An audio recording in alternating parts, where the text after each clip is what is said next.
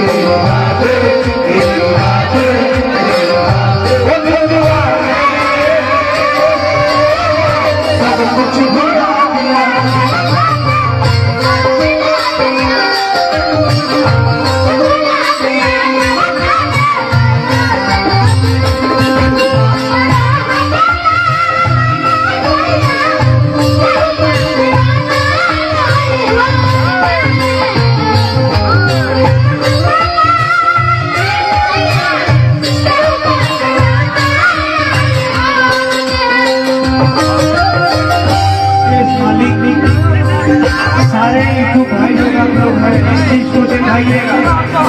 कभी भी दुनिया में प्रेम नहीं करना चाहिए मालिक। इस लाइन की लड़कियों से जीवन में कभी अपना हाथ नहीं बांधना चाहिए। वो किसी की नहीं होती। नहीं मेरे से ज्यादा आपको तो उस समय से कहा रहा है, जिस समय से आज मेरे भाई लोग आज गा रहे हैं, उस समय 2005 से हम लोग 2000 से स्ट्रगल करके गा रहे हैं। हम लोग दुनिया देखे हैं, इस दुनिया में कोई किसी का नहीं होता मालिक। समय खत्म रिश्ता करता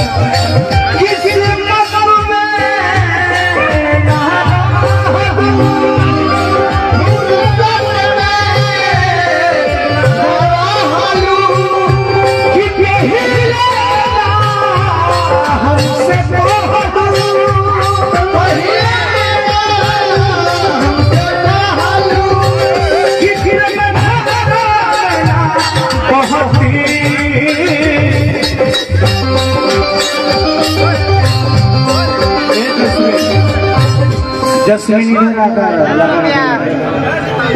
जस्मीन दोनों